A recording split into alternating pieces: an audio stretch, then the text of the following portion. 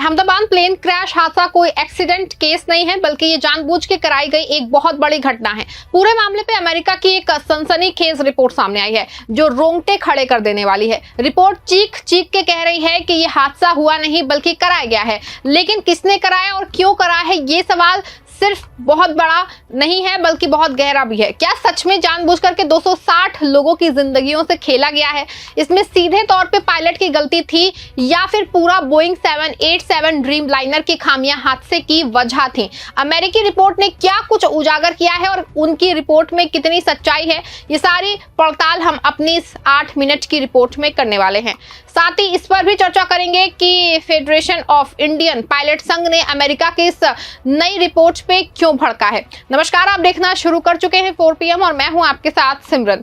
दोस्तों, 12 जून को अहमदाबाद के सरदार वल्लभ भाई पटेल इंटरनेशनल एयरपोर्ट से एयर इंडिया की फ्लाइट AI 171 जो लंदन से गैटविक एयरपोर्ट के लिए उड़ान भर रही थी, वो टेक ऑफ के सिर्फ 32 सेकंड बाद एक मेडिकल कॉलेज के हॉस्टल में जाके गिर जाती है। नतीजा 242 में से 241 पैसेंजर्स और क्रू मेंबर्स की मौत और जमीन पे 19 लोगों की जान चली गई।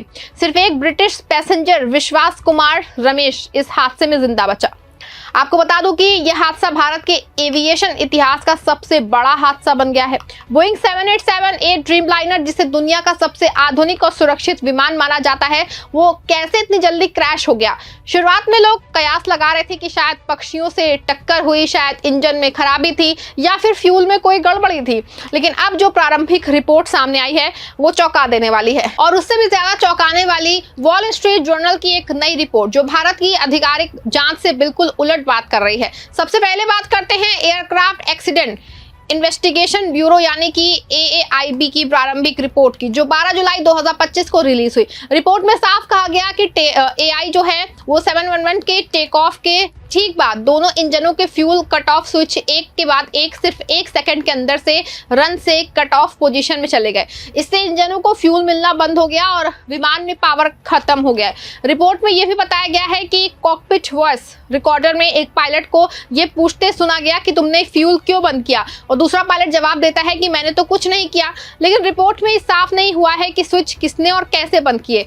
इसके बाद स्विच को दोबारा रन पोजीशन में किया गया और एक इंजन दोबारा चालू भी हुआ, लेकिन तब तक विमान बहुत नीचे आ चुका था। आपको बता दें कि फ्यूल स्विच बंद करना कोई छोटी मोटी गलती नहीं है। ये स्विच इतने आसान नहीं होते हैं कि गलती से टच हो जाए तो दब जाए, बल्कि ये बोइंग 787 में फ्यूल स्विच एक बड़ा स्प्रिंग लोडेड हैंडल होता है जिसे पहले ऊपर उठाना पड़ता है और फिर मूव करना पड़ता है, यानी कि इसे बंद करने के लिए जानबूझ के ताकत लगानी पड़ती है। तो सवाल ये है कि क्या ये गलती थी या कुछ और? आपको बता दें कि अब ये पूरा केस और ज्यादा रहस्यमय हो गया है। 17 जुलाई को वॉल स्ट्रीट जर्नल ने एक सनसनीखेज रिपोर्ट छापी जिसमें दावा किया गया कि कॉकपिट रिकॉर्डिंग के आधार पर senior pilot captain Sumit Sabharwal ने फ्यूल स्विच को कट ऑफ पोजीशन में किया। वॉल स्ट्रीट जर्नल की रिपोर्ट के मुताबिक फर्स्ट ऑफिसर क्लाइव कुंदन, जो उस वक्त प्लेन उड़ा रहे थे, ने सुमित सभरवाल से पूछा कि आपने फ्यूल स्विच को कट ऑफ में क्यों किया। इस सवाल में कुंदन की आवाज में घबराहट थी, जबकि सभरवाल पूरी तरह शांत रहे।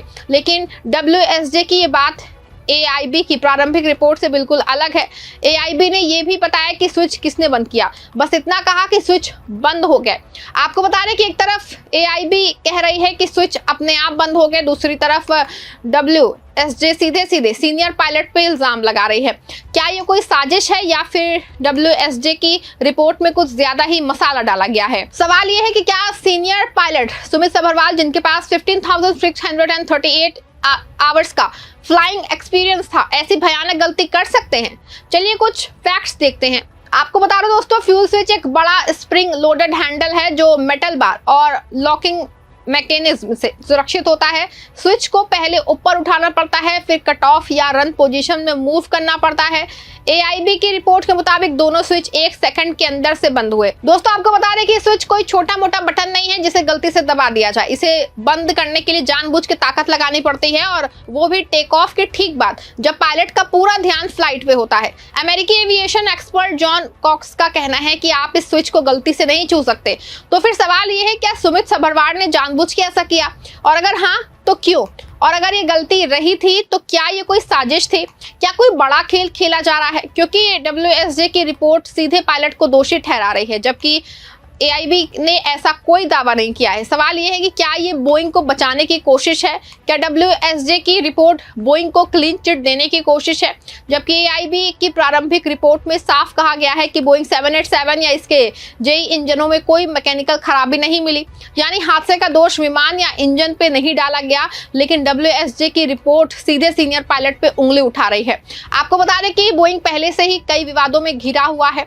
हाल ही के सालों में बोइंग 737 ने एआई के क्रैश और सेफ्टी इश्यूज की वजह से कंपनी की इमेज को काफी नुकसान भी पहुंचा है। ऐसे में अगर ये साबित हो जाए कि अहमदाबाद क्रैश में बोइंग की कोई गलती नहीं थी तो कंपनी के लिए बड़ी राहत की बात होगी। लेकिन सवाल ये है कि क्या डब्ल्यूएसजे की रिपोर्ट में जल्दबाजी दिखाई गई। ऐसा लगता है कि जैसे डब्ल्यूएसजे ने कह दिया है कि अरे विमान तो ठीक था, सारा कसूर पायलट का ही है। लेकिन एविएशन एक्सपर्ट का कहना है कि फ्यूल स्विच का मूवमेंट इतना आसान नहीं है और अगर सीनियर पायलट ने ऐसा किया तो क्या वो इतने बड़े हादसे का कारण बन सकते हैं या फिर कोई और कहानी है जो हमें नहीं पता। आपको बता दें कि साल 2018 में यूएस फेडरल एविएशन अथॉरिटी ने एक बुलेटिन जारी किया जिसमें कहा गया था कि बोइंग 737 के कुछ फ्यूल स्विच में लॉकिंग मैकेनिज्म ढीला था। यही डिजाइन बोइंग 787 में भी इस्तेमाल होता है। लेकिन एआईबी की रिपोर्ट के मुताबिक क्रैश वाले विमान के स्विच 2023 में चेक किए गए थे और कोई खराबी नहीं मिली। तो क्या ये पुरानी बात को फिर से उछालने की कोशिश है? दूसरी ओर federation of Indian pilot WSJ की इस रिपोर्ट में भड़क गए हैं। एफआईपी ने इस रिपोर्ट को जो है जल्दबाजी और गैर जिम्मेदाराना बताया है। एफआईपी के प्रेसिडेंट सीएस रंधावा ने कहा है कि बिना पूरी जांच के पायलट पे दोष मढ़ना गलत है। एफआईबी का कहना है कि एआईआई की प्रारंभिक रिपोर्ट में सिर्फ इतना कहा गया है कि स्विच बंद हो गए, लेकिन डब्ल्यूएसजे ने सीधे सीनियर पायलट का नाम लेके इल्जाम लगा दिया। एफआईपी ने मांग की है कि जांच पूरी होने तक किसी नतीजे पे नहीं पहुंचना चाहिए। और दोस्तों, ये बात सही भी लगती है। आखिर इतने बड़े हादसे की जांच में जल्दबाजी क्यों? एफआईपी का ये भी कहना है कि जांच में पायलट संगठनों को शामिल नहीं किया गया, जिससे रिपोर्ट एक तरफा हो सकती है। और ये सवाल उठाता है कि क्या सचमुच सारी बातें सामने आ रही हैं या कुछ छुपाया जा रहा है। सवाल ये भी है कि जैसा वॉल स्ट्रीट जर्नल की रिपोर्ट में जो लिखा है कि सभरवाल शांत थे, तो सवाल ये है कि अगर सभरवाल ने स्विच बंद की तो वो इतने शांत कैसे थे? और अगर कुंदर को लगा कि सभरवाल ने ऐसा किया तो क्या वो गलत फहमी में थे या फिर कोई और वजह थी जिसे हम नहीं जानते। पूरे मामले से जो लग रहा है कि ऐसा लगता है कि जैसे कॉकपिट में कोई थ्रिलर मूवी चल रही थी। एक पायलट पूछ रहा है कि तुमने ऐसा क्यों किया और दूसरा बोल रहा है कि अरे मैंने तो कुछ नहीं किया है। लेकिन इस थ्रिलर का अंत बहुत दुखद रहा। सवाल ये भी है कि डब्ल्यूएसजे की रिपोर्ट और एआईबी की प्रारंभिक रिपोर्ट में इतना बड़ा अंतर क्यों है? कुछ लोग कह रहे हैं कि वॉल ऑफ स्ट्रीट की रिपोर्ट बोइंग को बचाने की कोशिश है, क्योंकि अगर पायलट को दोषी ठहरा दिया गया तो बोइंग और जेई पे कोई इल्जाम नहीं जाएगा। आपको बता दें कि बोइंग के लिए ये कोई नई बात नहीं है। 737 एआई के हादसे के बाद बोइंग पे पहले से ही सवाल उठ रहे हैं और अगर अहमदाबाद क्रैश में भी बोइंग की गलती निकली तो कंपनी की इमेज को और बड़ा झटका लग सकता है। लेकिन डब्ल्यूएसजे की रिपोर्ट में सारा दोष पायलट पे डाल दिया गया है। क्या ये इतना आसान है? हालांकि एविएशन एक्सपर्ट्स एंथनी ब्रिकहाउस ने कहा है कि अगर स्विच पायलट ने मूव किए तो सवाल ये है कि क्यों। उनका कहना है कि फ्यूल स्विच को गलती से मूव करना लगभग नामुमकिन है। एक और एक्सपर्ट जॉन नैंस ने कहा है कि स्विच को एक के बाद एक बंद करने में करीब 1 सेकंड का समय लगता है, जैसा कि रिपोर्ट में बताया गया। लेकिन दोस्तों, अगर स्विच को जानबूझ के बंद किया जाए तो सवाल ये है कि क्यों? क्या सीनियर पायलट सुमित सभरवाल, जिनके पास इतना लंबा अनुभव था, ऐसी गलती कर सकते हैं या फिर कोई और बात थी जिसे हम नहीं जानते हैं? और अगर ये गलती थी तो ये तो एविएशन इतिहास की सबसे बड़ी गलती होगी। लेकिन अगर ये गलती नहीं थी तो फिर ये सारा मामला और भी रहस्यमय हो जाता है। क्या सिर्फ पायलट के ऊपर दोष बता के बोइंग को बचाने की कोशिश नहीं है?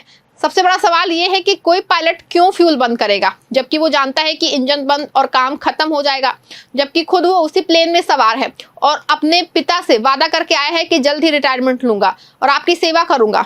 दोस्तों, कहानी अभी भी अधूरी है और वॉल स्ट्रीट के दावे वैसे ही हैं जैसे कोई पुलिस किसी अपराधी को बचाने की कोशिश कर रही है, क्योंकि अभी जांच प्राइमरी पोजीशन में है, अभी फाइनल रिजल्ट नहीं आया है। शायद बोइंग और वॉल स्ट्रीट मिलकर अपने को बचाने का काम कर रहे हैं, लेकिन सच सामने आएगा, जांच पूरी होगी, फिर वॉल ऑफ स्ट्रीट जर्नल को और बोइंग को जवाब मिलेगा। आप क्या सोचते हैं कि क्या बोइंग को बचाने का खेल चल रहा है या फिर ये सिर्फ एक दुखद गलती थी? क्या सीनियर पायलट ने सचमुच फ्यूल स्विच बंद की या फिर ये कोई बड़ी साजिश है? आपकी जो भी राय है कमेंट में जरूर लिख दीजिएगा। खबर अच्छी और सच्ची लगी हो तो लाइक और शेयर करें, जिससे भारतीय पायलटों को बदनाम करने वाले वॉल ऑफ स्ट्रीट जर्नल की कलई आम लोगों के सामने खुल सके।